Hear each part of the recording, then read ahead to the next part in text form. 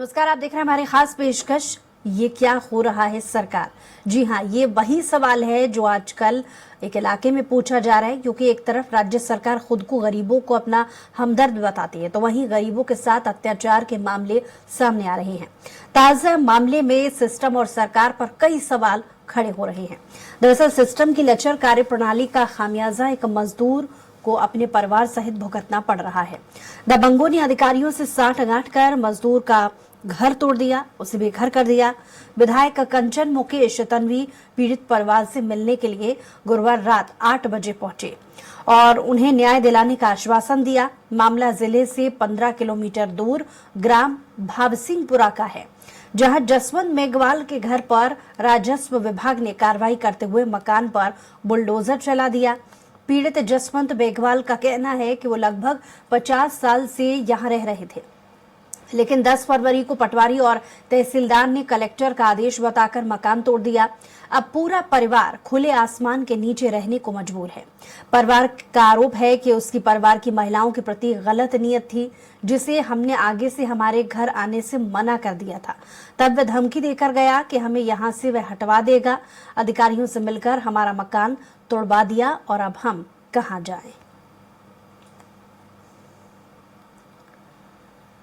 और वो भी माननीय मुख्यमंत्री जी हमारे गरीबों की निरंतर वो चिंता करते रहते। और मैंने इन परिवारों को बोला कि अगर यहाँ हमारे आप लोगों की अगर सुनवाई नहीं होती तो आप लोगों को मैं भोपाल ले चलूंगी, माननीय मुख्यमंत्री जी के पास आपकी समस्या रखेंगे। और मुझे ऐसा पूर्ण विश्वास है कि हमारे माननीय मुख्यमंत्री जी आपको न्याय दिलाएंगे, आपका आशियाना फिर से यहाँ पर लाके हम बसाएंगे। और अब जब 40-50 साल से यहाँ पर निवास रखते हैं तो आप लोगों को बिल्कुल न्याय मिलेगा। माननीय मुख्यमंत्री जी भी हमारे गरीबों के साथ में है, क्योंकि वो भी निरंतर गरीबों की। उसके बाद में सर हमको रहते हैं यहाँ पे हमारे आपको 5,35,000 रुपए का शासन द्वारा प्रावधान दिया गया था, जिसके अंतर्गत हम यहाँ पे रहते थे। उसके अलावा सर हमारे पास 195 मवेशी है, गायें हैं हमारे पास जो हम पालन करते हैं। और सर इसके अलावा हमने पेड़ पौधे लगाते हैं और हमारे यहाँ पे भरण पोषण करते हैं सर। इसके अलावा हमारे पास कोई आवाज हमारा आशियाना टूट गया है।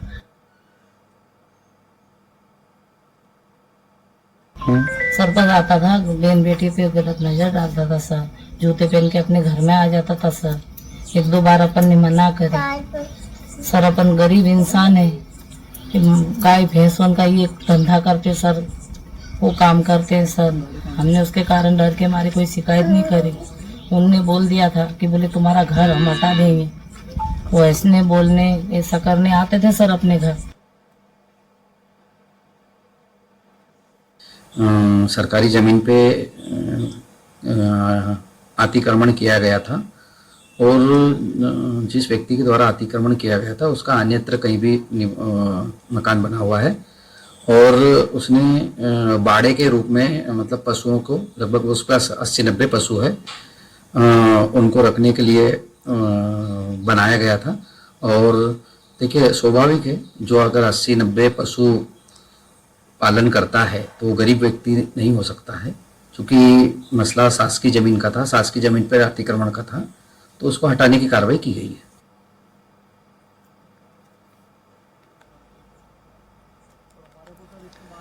तो विधायक ने हालांकि आश्वासन दिया है कि जिन लोगों को वहां से हटाया गया है या जिनके मकान तोड़े गए हैं उन्हें दोबारा से पुनर्स्थापित किया जाएगा। लेकिन सवाल ये कि दबंगाई किस हद तक खुलेआम चल रही है, लेकिन सुनने वाला कोई नहीं। यहाँ पर पीड़ित परिवार का कहना है कि नगर निगम के अधिकारियों ने दबाव में आकर इस तरीके की कार्रवाई को अंजाम दिया है, जबकि कानूनी रूप से ये कहीं से कहीं तक सही नहीं है। क्योंकि पीड़ित परिवार ने यह भी आरोप लगाया है कि महिलाओं के साथ छेड़खानी की जाती थी, जिसका विरोध करने पर एक व्यक्ति ने यह हवाला दिया कि उस परिवार को वहां से हटा दिया जाएगा और निगम अमले के कुछ अधिकारियों के साथ सांठगांठ कर इस तरीके की कार्रवाई को अंजाम दिया गया है। लेकिन बड़ा सवाल यहाँ पर यह भी उठता है कि एक तरफ आवास योजना के तहत सरकार ये तमाम बड़े बड़े प्रयास करती है, दावे करती है कि आवास मिलेंगे, लेकिन एक तरफ ऐसे परिवार को उजाड़ा जा रहा है।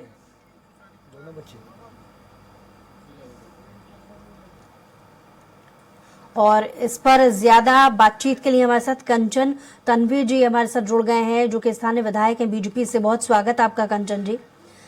नमस्ते। नमस्ते मैडम जी कंचन जी, क्योंकि हमने वीडियो में भी देखा आप आश्वासन दे रही थी उन लोगों को कि एक बार फिर से स्थापित किया जाएगा, लेकिन सवाल यहाँ पर सही कार्रवाई को लेकर के भी है, इस पर क्या कहेंगे?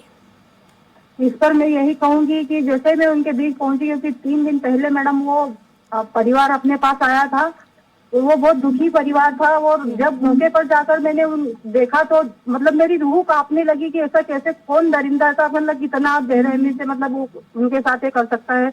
उनका आशियाना उजाड़ना और घर बनाना मैडम कितनी बड़ी, घर बनाने में और तोड़ने में समय नहीं लगता, बनाने में समय लगता है। जब मौके पर गई मैडम तो मुझे इतना कि मतलब मेरे आंखों से आंसू नहीं निकले उनकी, मतलब जब वो देखी उनकी स्थिति, तो मैंने वहाँ पर कलेक्टर सर से भी बात और शासन प्रशासन को मैं यही कि उनको अगर नहीं न्याय मिला तो मैं माननीय मुख्यमंत्री जी के पास उनको लेकर जाऊंगी।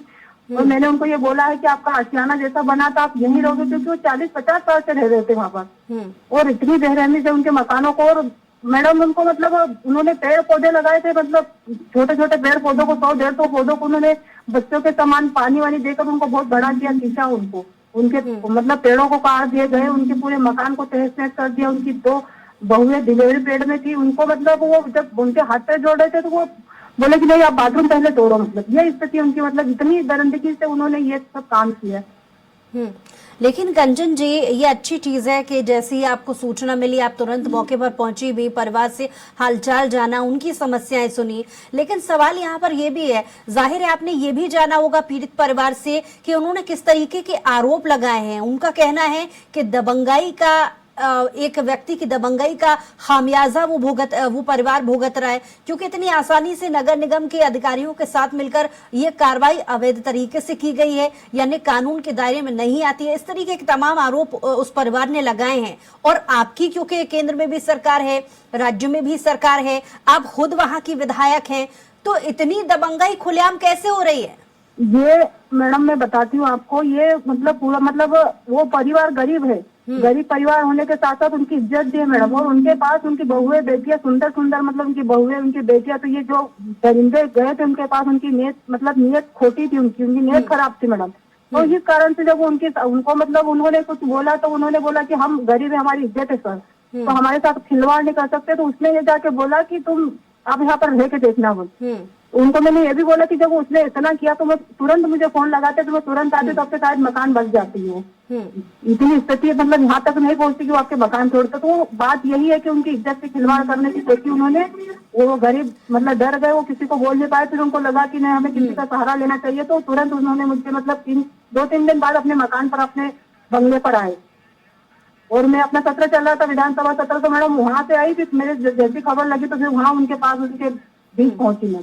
तो ये पूरा कारण है कि उनकी इज्जत से खिलवाड़ उन्होंने करने से रोका, तो इन्होंने उनके मतलब दबंगई दिखा के सबको मतलब कलेक्टर साहब को, SDM को, सबको उन्होंने बुलाकर वो तो मतलब ये गलत किया है मैडम उन्होंने। कलेक्टर सर को भी मैं अभी दिल्ली पहुंच रही हूँ, 2 दिन बाद आती है, तो कलेक्टर सर को, SDM को मैंने घर ही बुलाया है। लेकिन कंचन जी, आपके प्रशासन के अधिकारी तो ये भी कह रहे हैं कि वो परिवार गरीब नहीं है, वो खुद इतने सक्षम है कि वो जानवर भी पाल रहे हैं। और सक्षम है ना मैडम, जो बोल रहे हैं ना सक्षम वाले, तो उनको खुद को ले जाएंगे ना मौके पर, उनको खुद को मतलब हाँ स्थिति दिखाएंगे कि वो कितने सक्षम है।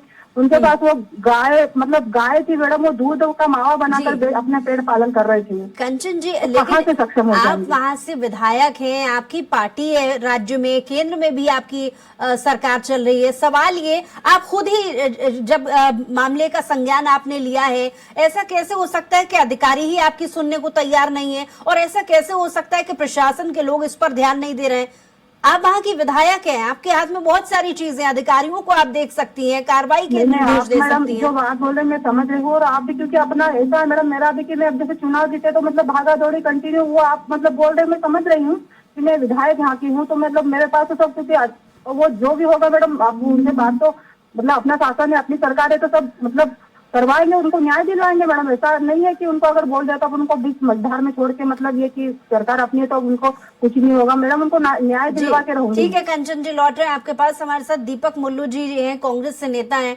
बहुत स्वागत आपका दीपक जी। हाँ जी, धन्यवाद।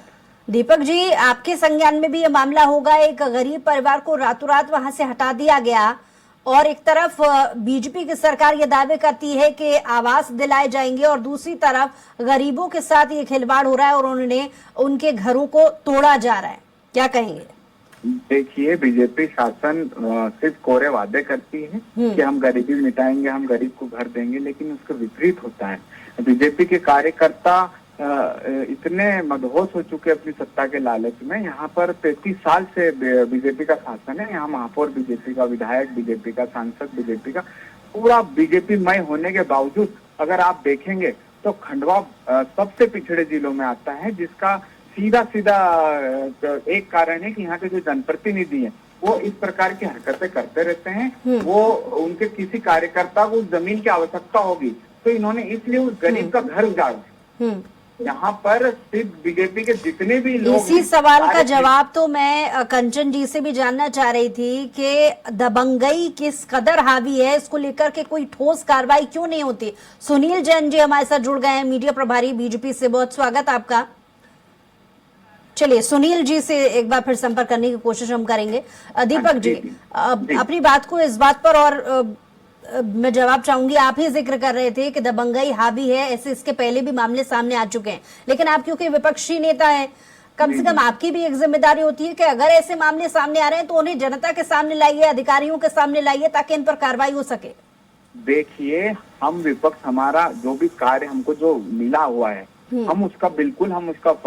हमारा कार्य क्षेत्र समझते हैं और हम बिल्कुल विपक्ष का रोल निभाते हैं। आप देखिए, अगर आप मीडिया के माध्यम से अगर आप होंगे तो हर 2-3 दिन में मैं जो भी गलत बीजेपी करती है उसमें मैं उसका विरोध करता हूं और ये मेरे अभी संज्ञान में आया है, तो मैं भी वहां पर जाऊंगा और बात करूंगा। और अगर उसको शासन प्रशासन ने अगर उसको मदद दी तो ठीक है, नहीं तो उसको हम हमारी तरफ से सब पार्षद प्रतिनिधि और पार्षद सब मिलकर हम उसका जो भी हमारे से होगा हम उसकी मदद करेंगे। ठीक है दीपक जी, हम लौटेंगे आपके पास। हमारे साथ नासिर हमारे संवाददाता जुड़ गए हैं जो ग्राउंड जीरो से इस पूरे मामले को उन्होंने देखा है। नासिर, इस पूरे मामले में अलग अलग तर्क सामने आ रहे हैं। एक तरफ अधिकारी, ये प्रशासनिक अमले ये कह रहा है कि वो परिवार सक्षम है, वो कोई गरीब परिवार नहीं है। दूसरी तरफ स्थानीय लोग और खुद स्थानीय विधायक भी ये मान रही हैं कि दबंगई की गई है।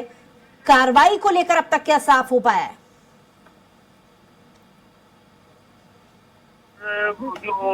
नासिर, अपनी बात को पूरा कीजिएगा। हमारे साथ सुनील जैन जी जो मीडिया प्रभारी हैं बीजेपी से, वो भी जुड़ गए। पहले उनसे इस मामले को और समझ लेते हैं। सुनील जी, बहुत स्वागत आपका।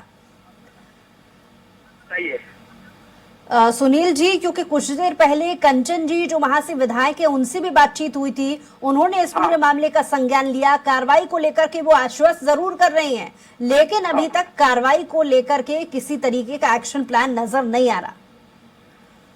नहीं, जिस प्रकार की घटना हुई है, कहीं न कहीं ये जो घटना काफी निंदनीय है कि जिस प्रकार हम देखते हैं कि देश के प्रधानमंत्री हो या प्रदेश के मुख्यमंत्री शिवराज सिंह अपना मोहन यादव जी हो, लगातार गरीब कल्याण की कई प्रकार की 16 प्रकार की योजनाएं चला रहे हैं, जिसमें महत्वपूर्ण रूप से आवास योजना भी, कि हर गरीब को उसका अपना खुद का आशियाना हो, यदि जमीन में नहीं है तो भी देने की कोशिश की जा रही है।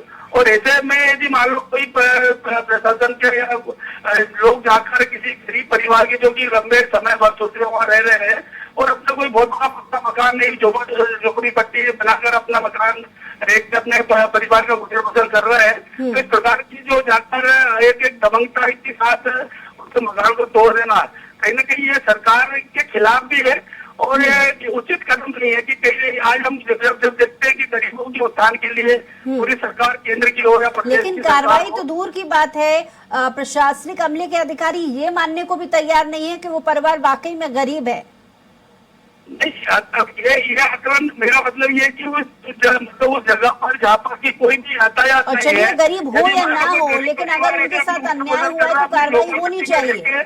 दूसरा बड़ा सवाल ये भी है कि क्योंकि लगातार दीपक जी भी हमारे साथ जुड़े थे और कंचन जी भी जुड़ी थी, आप भी हमारे साथ जुड़े, सब ये मान रहे हैं कि दबंगई वहां पर हावी है, तो क्या इसको कंट्रोल करने के लिए अभी तक कोई सख्त कदम नहीं उठाए गए? क्योंकि केंद्र में भी बीजेपी की सरकार है, राज्य में भी सरकार है, खुद वहां से कंचन जी विधायक है।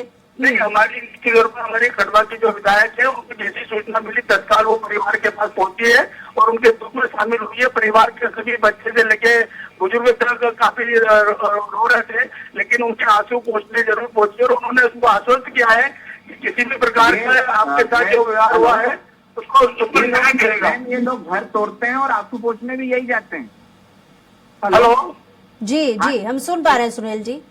नहीं, मुझे सुन पा रहे हैं आप? इस प्रकार जी, की हम हमारी सुन पा रहे हैं। सरकार की सोच है। हाँ, मैं तो हर बोल रहा गरीब था, के ये घर विदेशी वाले के हर गरीब के आंसू पोंछना हमारा कर्तव्य है।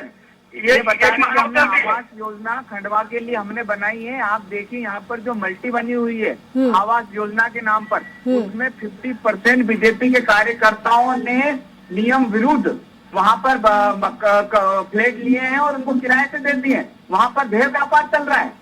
बीजेपी को मैं कई बार लिखित में देखिए सुनील आवेदन दे चुका हूं जी, ये मैं। मामला सुनील जी से मेरा सवाल एक बार फिर से सवाल सुन लीजिए सुनील जी। सुनील जी जो भी है मतलब इनके पास सुनील जी लगातार हमारी योजनाओं के माध्यम से जन जन को लाभ प्राप्त हो रहा है। दीपक जी मैं लौट रही हूँ आपके पास, सवाल पहले होने दीजिए।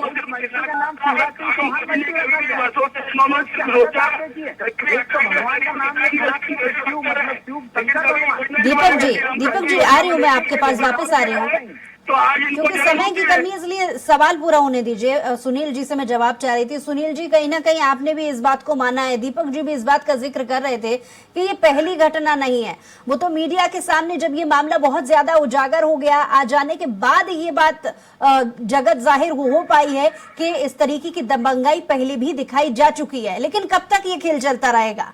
आपकी सरकार लगातार केंद्र में, राज्य में और स्थानीय स्तर पर भी होने के बावजूद भी क्यों ये माफिया, एक तरफ सरकार कहती है कि माफिया राज पर लगाम लगाएंगे और किस तरीके की कानूनी व्यवस्था को बिगड़ने नहीं देंगे, तो ये दबंग लोग कैसे अपनी मनमर्जी चला सकते हैं? सुनील जी फिर लौट रही हूँ दीपक जी के पास। मैडम की भाई कहीं न कहीं इस प्रकार के जो गाँव में इस प्रकार जो कुछ लोग स्टेट के जो लोग हैं जो एक पदों पर बैठे रहते हैं और कहीं न कहीं अपनी दमकता दिखाते हैं कि मतलब बोले उसको लेकर जो हादसा हुआ है, ये सरपंचों का कुछ मामला जो था और परिवार से भी विवाद होने के कारण ये स्थिति बनी कि उन्हें बदला लेने के लिए इस प्रकार का षड्यंत्र रखा और इसको किसी भी प्रकार हमारी सरकार, हम लोग जी चलिए, बहुत शुक्रिया सुनील जी हमारे साथ जुड़ने के लिए। हमारे साथ नासिर खान भी ग्राउंड जीरो से जुड़े हुए हैं लगातार, क्योंकि वो पूरे घटनाक्रम को शुरुआती वक्त से देख रहे हैं। नासिर, मैं पहले भी आपसे यही सवाल कर रही थी कि कार्रवाई को लेकर के क्या अभी तक किया गया है? जी बिल्कुल बता दूं कि कार्रवाई को लेकर जिला प्रशासन ने बुलडोजर थे वो मकान को धराशायी कर दिया और वहाँ पर जो पशु थे उनको अलग कर दिया, जिसकी शिक्षा स्थानीय विधायकों ने जिन्होंने इसके लिए चर्चा की परिवार से, पीड़ित परिवार से, और इन्हें आश्वासन दिलाया कि उनकी हर संभव मदद की जाएगी और मुख्यमंत्री के पास रखेगी और बिल्कुल से इनके लिए पूरी कार्रवाई के लिए तैयार खड़ी है। उन्होंने ये भी कहा जिन अधिकारियों ने ये कदम उठाया है उनके खिलाफ भी कार्रवाई करने की बात कही है। लेकिन सवाल यहाँ पर यह भी है कि जैसा कि दीपक जी हमारे साथ जुड़े थे, कांग्रेस नेता, उनका ये कहना है कि इस तरीके की ये पहली घटना नहीं है, इसके पहले भी दबंगों द्वारा लोगों को परेशान किया गया है। आखिर बड़ा सवाल ये कि कब तक इस तरीके से दबंगई दिखाई जाती रहेगी और लोग परेशान होते रहेंगे? जी बिल्कुल बता दूं कि जिला प्रशासन द्वारा अन्य लोगों के द्वारा शिकायत की जाती है तो उनको बुलडोजर से कार्रवाई की जाती है और जो सत्ताधारी जो नेता है जिनकी कार्रवाई होने के बाद, चलिए नासिर, आप नजर बनाए रखिएगा इस पूरे मामले में क्या कार्रवाई होती है, इसको लेकर आप और जानकारी दीजिएगा। लेकिन फिलहाल बहुत शुक्रिया तमाम जानकारी के लिए। और लटेरी में वन विभाग की टीम ने ग्राम रायपुरा में चमरा कुंडल के जंगल से 150 नग अवैध सागौन जब्त किया है। इस कार्रवाई के दौरान वन विभाग की टीम ने एक मोटरसाइकिल भी मौके से बरामद कर ली है। वन परिक्षेत्र अधिकारी मुकेश केन ने बताया कि इस कार्रवाई के दौरान जब्त की गई अवैध सागौन की कीमत करीब 1,60,000 रुपए आंकी जा रही है। जानकारी के मुताबिक गिद्ध गणना के दौरान वन विभाग की टीम ने इस कार्रवाई को अंजाम दिया था। गौरतलब है कि लटेरी क्षेत्र में अवैध कटाई के मामले लगातार जारी हैं। अवैध कटाई के मामले में वन विभाग द्वारा लगातार कार्यवाही की जा रही है, लेकिन इसके बावजूद भी वन माफिया के हौसले लगातार सामने आ रहे हैं। यह गिद्ध गणना की कार्यशाला का हमारे द्वारा आयोजन किया जा रहा था, जिसमें 16, 17 और 18 तारीख में गिद्ध गणना प्रदेश व्यापी चल रही है। आज हमें इसी के दौरान हम जंगल में गिद्ध गणना चिन्हांकित स्थल पर गए हुए थे। अचानक से हमें लकड़ी दिखाई दी। हमने तत्काल पुलिस को सूचना दी। मौका स्थल पर पहुंचने के दौरान चमरा कोंडल और रायपुरा का जो चौराहा था उसकी सीमा के आसपास से जब्ती की कार्रवाई की गई है। इसमें कुल 150 नग के आसपास जब्ती की कार्रवाई की गई है। और इस पर ज्यादा जानकारी के साथ परासमता विनोद हमारे साथ जुड़ गए हैं लाइव। विनोद, क्या है पूरा मामला? देखिए, मैं बता दूं कि लटेरी क्षेत्र में लगातार अवैध कटाई के जो मामले हैं वो लगातार जारी है और सबसे बड़ी वन विभाग के कर्मचारियों की यहाँ लापरवाही है कि जंगल जो है पूरे मैदानों में तब्दील हो गए हैं, लेकिन वन विभाग जो है जंगलों की अवैध कटाई रोकने में नाकाम है, क्योंकि लगातार क्षेत्र में वन विभाग द्वारा अवैध लकड़ी की जब्ती की जाती है। आए दिन लकड़ी जब्त की जाती है वन विभाग द्वारा, लेकिन वन विभाग जो है वो आरोपियों को पकड़ने में नाकाम साबित होता है, क्योंकि वन विभाग के पास सीधा सा एक रटा रटाया सवाल है कि जंगल का फायदा उठाकर जो है वो आरोपी भागने में सफल हो जाते हैं। इस दौरान वन विभाग लगातार अवैध जो है लकड़ी जब्त करता है और कई वाहन मोटरसाइकिल जो है वो सैकड़ों की संख्या में लटेरी में वन विभाग के अधिकारियों ने जब्त की है। जी, और लगातार जो है जी, चलिए, बहुत शुक्रिया तमाम जानकारी के लिए। और इसी के साथ ही हमारे खास पेशकश में इतना ही। कुछ और खबरों के लिए देखते रहिए स्वराज एक्सप्रेस।